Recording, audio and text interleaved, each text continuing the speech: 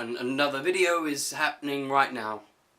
So first off, I just want to speak about the fact that the emotional bond that the Doctor and Courtney are supposedly having at the beginning of this episode it just threw me. When I started watching it, Clara and the Doctor were talking about Courtney as if time had passed and the Doctor had gone on at least one other journey with Courtney.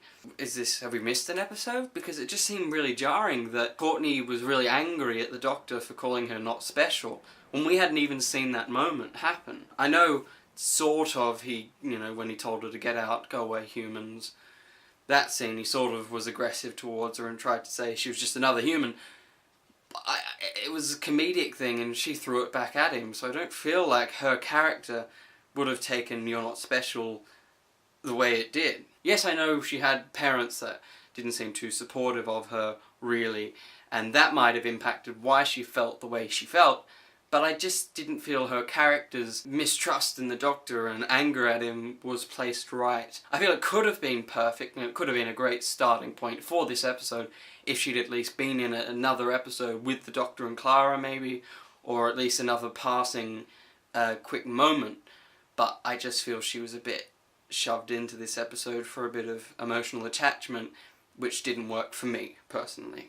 The episode continues to be beautiful in visual effects, direction, all over amazing job.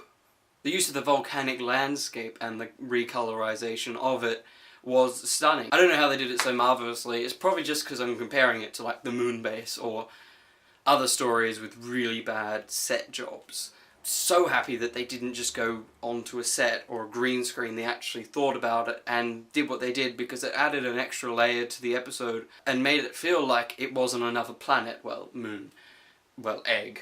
The spiders were beautiful, very visually appealing, and of course through Doctor Who Extra we saw the one that jumped at the Doctor. It was just a stock prop thing, but the way Capaldi and probably the actual model itself was handled made it look terrifying when it was attacking the Doctor. A final beautiful shot that I thought was great in the show was the end moment where we're on the beach and you see the moon in the sky, and the dragony thing that comes out of the egg was stunning. It felt like it was in the sky, and I thought the shot was stunning. And the placement of the TARDIS, the all-over framing of the shots on the beach were amazing, and of course Capaldi was great in his sort of monologue to them. I also found that the initial entering the base was stunning in the use of cobwebs and skewed views that we got of everyone, and there was never 100% assurance of what we were looking at. Of course it's been referenced by heaps of people that it looked a bit alien, and I'll agree there. And of course the first attack on stock pilot Spaceman 1 was gruesome. The fact that we'd already saw from the other dead Mexicans that their faces basically got ripped off, was seeing him be attacked was terrifying, and especially the fact that we know he was basically killed. We know what he would look like, and we knew what he looked like before the attack, so having that sort of image in our minds really was terrifying, and I could imagine it would have shocked a lot of younger children, which I think Doctor Who should always do. So they're the visuals of the episode. I think I should move on to the plot itself, though. So what's the plot? The Runaway Bride?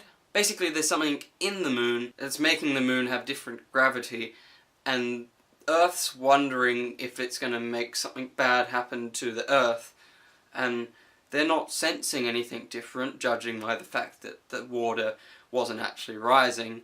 And then so they sent some Mexicans up there who didn't come back, so they thought the greatest thing to do would be to send some more people to the moon on a suicide mission to blow up the moon when they know nothing about the moon. Basically it was a suicide mission, I understand that, but surely when they go to the moon they kind of should have some sort of interaction with Earth to say, oh, there's spiders up here, there's something in the middle of the moon, and I don't know what we should do. I mean, Clara ended up reporting to the humans, so I guess there was, that sort of voting Big Brother style thing, but in general it was a strange concept the whole entire episode. We never got a true explanation what was in the moon.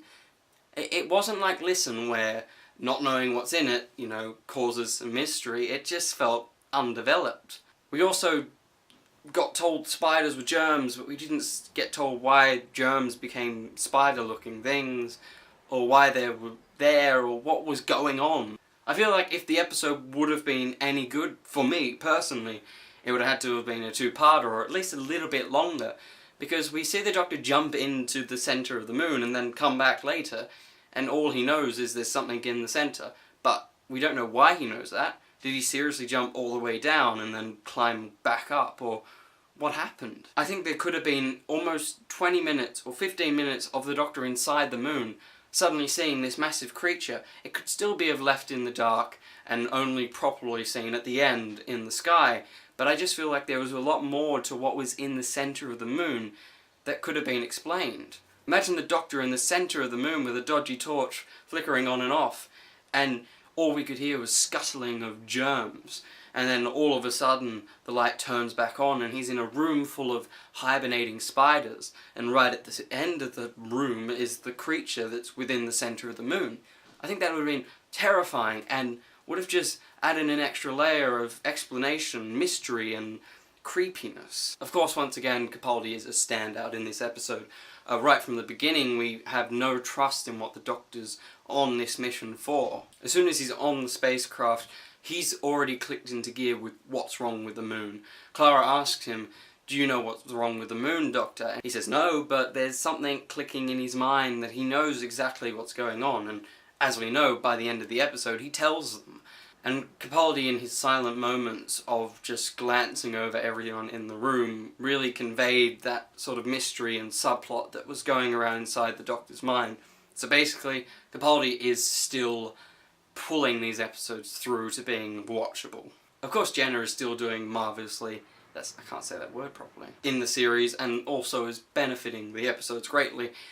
And Clara is very well developed in this story. We see her teaching side shine through, sort of helping Courtney along the journey. And we also see her companion side asking the general questions to the Doctor, but of course in the moment of despair she pulls the strength of a modern day companion and actually acts on what she needs to do. Then comes that final scene. I understand she's had to decide the fate of a thing inside the moon, and maybe she could have accidentally destroyed all of humanity, but really, you're gonna get angry at the Doctor for making you do that?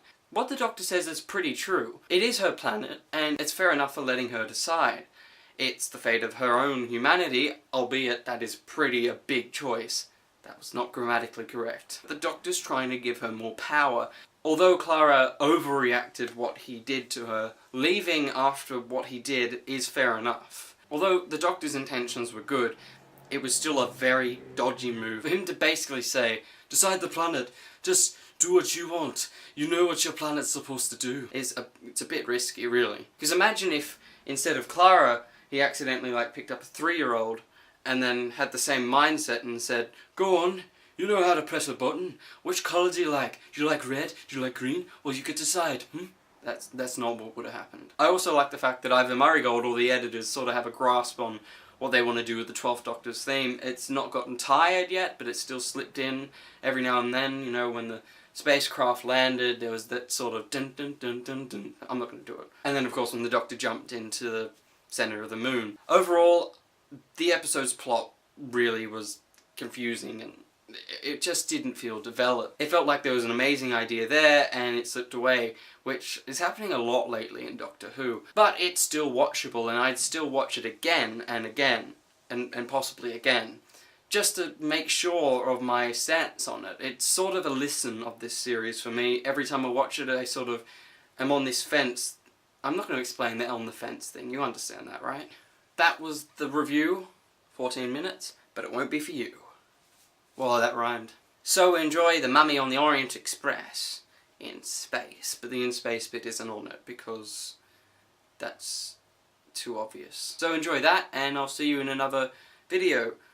Bye. I was going to pick up this and put the cup over the lens. That would have been too dangerous, so...